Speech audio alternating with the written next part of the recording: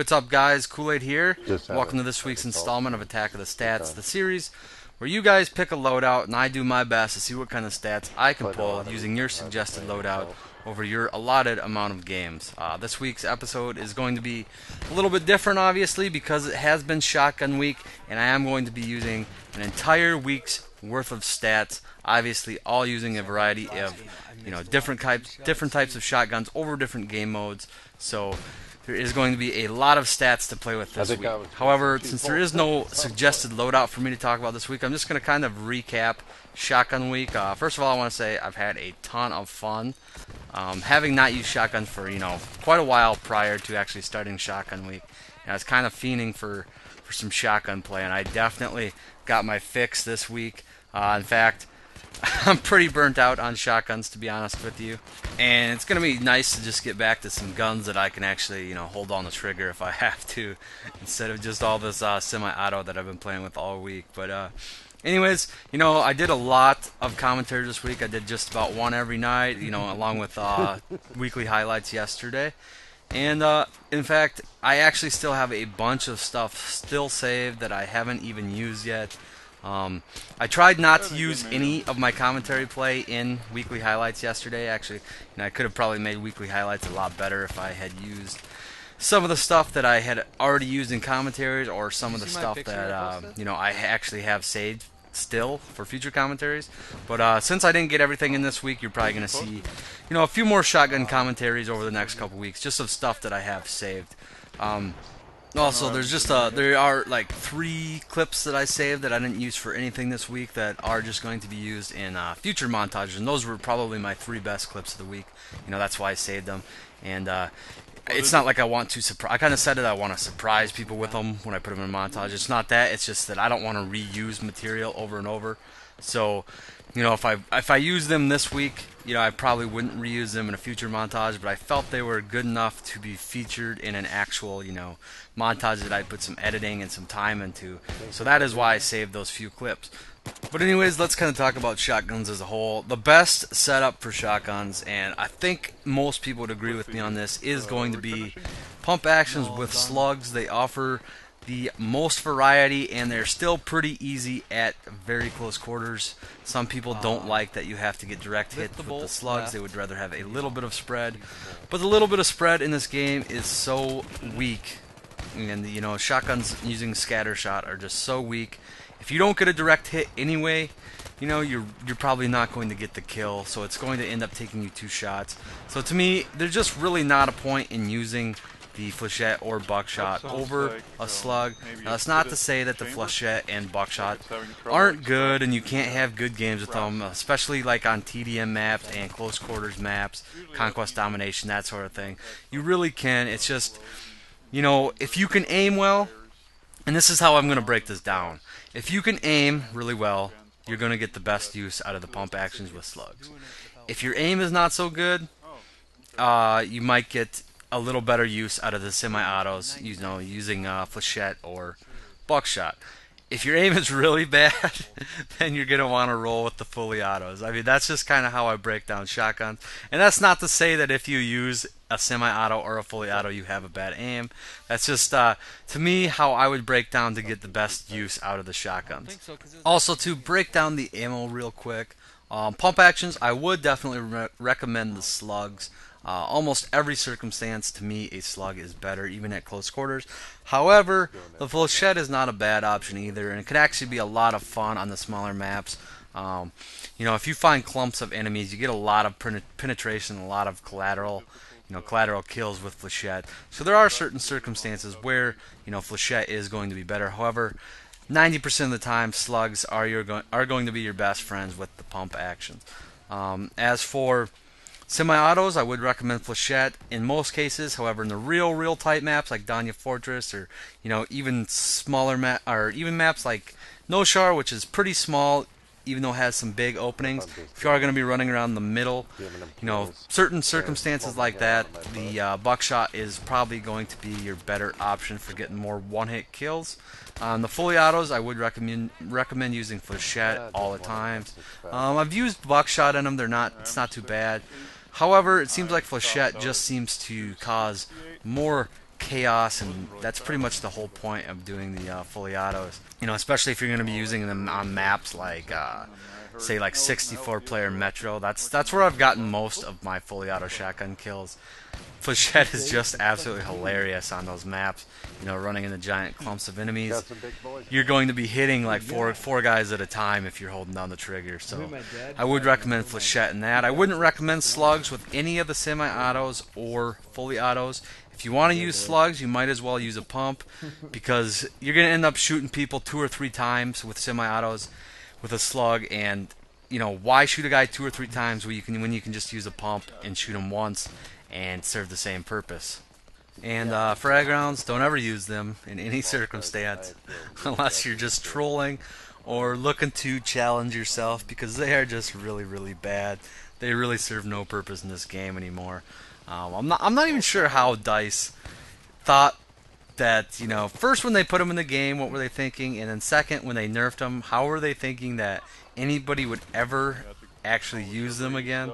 Because, I mean, they do nothing. They serve no purpose whatsoever. But anyways, there is one more thing I'd like to talk about before we get started on the stats portion of the video, and that is the you know, big perception that shotguns are noob or overpowered, or, you know, I get called a shotgun noob all the time when I'm using these guns, and it's really not true. And I had a video on this a while back, you know, asking you guys what you thought. I didn't really give an answer, but you know, having played with a week straight of shotguns, and then today with Shotgun Week being over, going back to assault rifles, I basically have a definitive answer of what I think about this topic. First off, I want to make sure that you guys understand that when I talk about noob guns and overpowered guns, there is a distinct difference between a noob gun and an overpowered gun. To me, a USAS or a jackhammer is the definition of a noob gun. I mean, they are super easy to use. Anybody can pick one up. You don't have to aim worth a shit, and you're going to have decent results on close quarters maps using these, even if you're not a skilled player. But they are by no means overpowered. They are just absolute junk with outside that 10 yards. That's their niche. But typically, no real skilled player is going to choose those guns because they lack so much distance. You have to make yourself so vulnerable to use them. But I mean, they still are easy to use just because of that, you know, super close quarter spamming ability. Now, on the other hand, an overpowered gun, and I'm going to use the M16 as an example, isn't really easier than any other assault rifle to use in terms of, you know, just aiming down your sights and shooting somebody. However, it is better in so many different categories, in all the, you know, assault rifle categories, than all the other assault rifles, that, you know, that's why that kind of makes that gun a little more overpowered. Now, I would say an 870 with slugs is more overpowered than a jackhammer or a Dow with any type of ammo. So as far as categories go, I would say the 870 and Spaz with slugs, you know, are the best guns out of that category. It's not even close. But if you start comparing shotguns with slugs, pump actions with slugs, with, you know, assault rifles, carbines, LMGs, I think given almost any circumstance, any game mode, any game or any map, if I had to have a really good game, I would use one of them other weapon types over a shotgun with slugs. I just enjoy using shotguns. That's why I use them. I don't care if people call me overpowered. You know, if you watch my video Friday night, you know, I actually had a guy calling me a shotgun noob for using an M1014 with frag rounds. I mean, people just are ignorant in this game. But if you really break it down and look at it, I don't get why people complain about shotguns. Here's another example. Does anybody that plays competition use a shotgun? No. I mean, pretty much everybody uses M16s. I know a handful of people that will use other assault rifles, and I've heard of people using PKPs. But you could pretty much can't take 20 guns out of this game, and people would still not be using shotguns for competition play. They just do not offer the versatility as so many of the other guns. They are really a niche gun, even with slugs, which do offer, you know, a lot more versatility than the scattershot. They still are just very limited. I was actually going to make an entire video about this because there's a lot more I could actually say to kind of make my point, or, state some reasons why I don't think they're overpowered. But on the same token, I'm not going to say they're hard or anything like that. I really don't think so. I just think they do lack the versatility as some of the fully auto guns. But what they lack in versatility, they more than make up for, and one-hit kill potential. So that's pretty much all I have to say about that. I'm sure there's going to be a few comments, saying I'm a noob for using noob guns and protecting noob guns, or saying noob guns aren't noob guns, and I just want to see how many times I could say noob in that sentence. But anyways, let's move on to the stats portion of the video, because this is attack of the stats.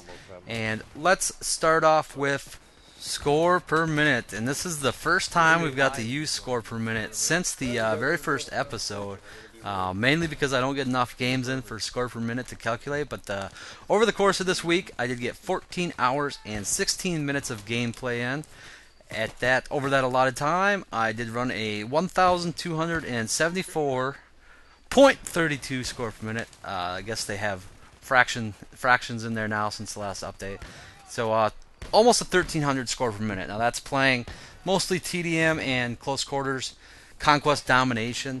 So that's why that score per minute is so high. That score per minute really is not hard to carry using shotguns and being, well, actually shotguns really had nothing to do with it, but just, playing on them smaller maps and playing aggressively. Now, obviously, I don't know if I think I would be able to maintain that as long as I stayed on those maps, but once I started playing on the, bigger conquest maps, started playing Rush, that score per minute would go down. I don't know what it would go to. I don't really care. I'm just glad that we actually got to use it this week. Win-loss. My win-loss was 3.64. Now, again, these are on the smaller maps, and smaller maps equal 32 players for me. I know you can play on them with larger, but I typically play everything on these on TDM or the Conquest Domination maps. I typically play everything 32 player or less. Sometimes I play on 24. I did play a couple games of TDM on 64, although I really dislike it. It's just way too many players. But 3.64 win-loss ratio over 51 wins. I didn't even look at the name. I was like, I can't do the math and figure out how many losses that actually is. But I did play with a few of my friends all through the week, and like I said, a few guys can really dictate the outcome of a game, so no big surprise there. Accuracy, 72.7%. Slugs bring that down. Flechette really takes that up. I had a lot of games where I ran over 100%. You're probably thinking, how can you run over 100%? Collateral kills. Every time you hit somebody collateral, it counts as 2 hits in 1 shot, so that bumps up your accuracy. So even if you miss a bunch of shots, you still can run over 100%, especially on those close quarters maps is where I usually did it, or on TDM. But 72.7, I'd say a good slug accuracy is over 40%. I noticed in the really good games I had using slugs, I typically ran between 40 and 50%. And with flechette or buckshot, that accuracy jumps up from anywhere, typically from 70 to 100%. With slugs, your accuracy is going to be really important. If you look at your accuracy after a game with slugs, you can almost tell how good of game you had. I know when I was running those games that were up 45% or higher with slugs, those were the games where I'd have like a 4-to-1 or 5-to-1 KD. Where it was down below like 40% or lower, that's when I would have the 2-to-1 or 2.5-to-1 KD games. But that, slug accuracy is very important. That's really what makes the gun and makes the ammo type. So, anyways, moving on to KD, I ran a 2.17 KD. That's over 2,700 kills. Now, without trying to make excuses, there were the games where I used the frag rounds. There were some games that I didn't show you guys where I used like 320 buck only. Stuff like that. I used semi-autos a lot more than I actually would like to. But I'm pretty happy with 2.17 KD. And I'm pretty happy with all my stats in general, especially that score per minute, close to 1,300. Can't really ask for much more than that. But anyways, guys, that's about all I have for Shotgun Week. I hope you guys enjoyed it. I really did. I had a lot of fun. And as always, guys, thanks for watching, and I'll talk to y'all later.